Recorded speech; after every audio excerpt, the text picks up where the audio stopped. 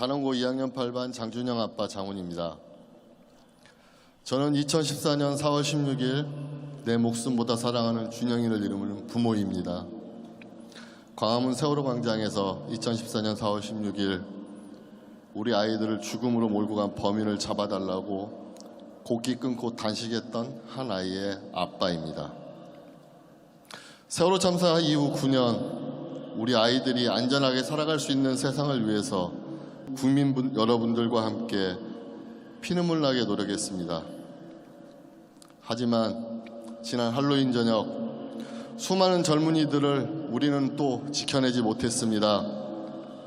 세월호 참사 때 내 아이를 지키지 못했는데 이번 이태원 참사 때도 우리 아이들, 우리 젊은이들을 지켜내지 못했습니다.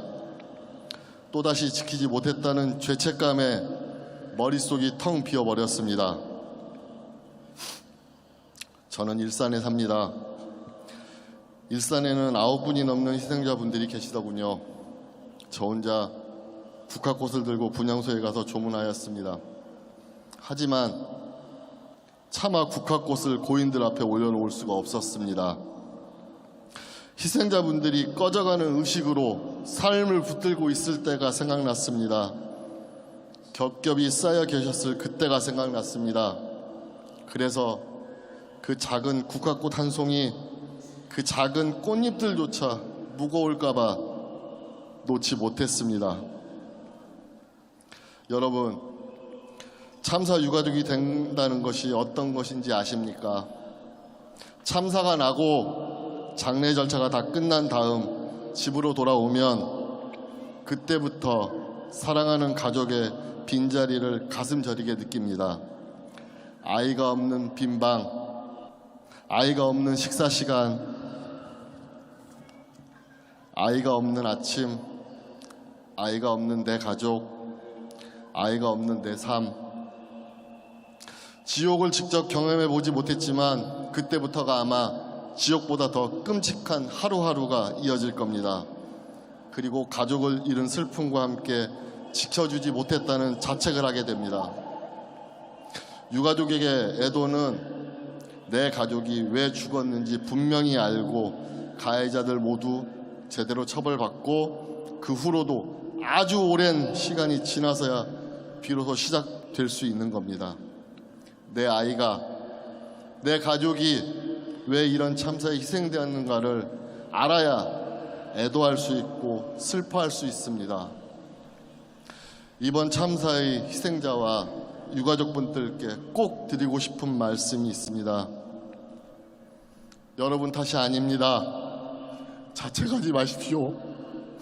절대 놀러가서 죽은 게 아닙니다. 놀면서 국민을 지키지 않은 자들의 잘못 때문에 죽은 겁니다.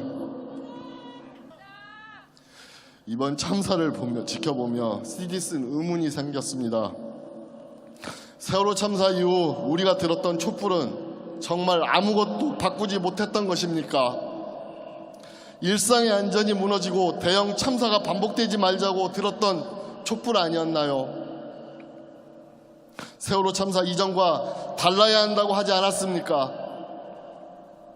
다시는 저 같은 불행한 유가족을 만들지 않겠다고 다짐하고 보다 안전한 세상을 만들고자 촛불을 들지 않았습니까? 무고하게 희생당해 하늘의 별이 된 304분이 참사의 마지막 희생자가 되게 하자고 촛불 들지 않았나요? 왜 또다시 이런 참사가 발생하는 것일까요? 단언하건대 그건 책임자 처벌이 부족했기 때문입니다. 권한에 비례하는 책임의 무게를 소홀히 하고도 아무도 처벌받지 않는 세상, 바로 그 세상이 그 반복된 역사 때문에 우리는 세월호 참사에서 아이들을 잃었고 또다시 이태원 참사에서 꽃같은 젊은이들을 잃었습니다.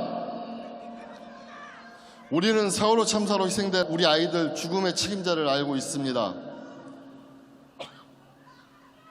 여러분, 이번 이태원 참사로 우리 가족들을 죽음으로 몰고 간 자들이 누구인지 우리는 알고 있지 않습니까? 그자들에게 책임지라고 해야 하지 않겠습니까? 그자들을 처벌하라고 강력하게 요구해야 되지 않겠습니까?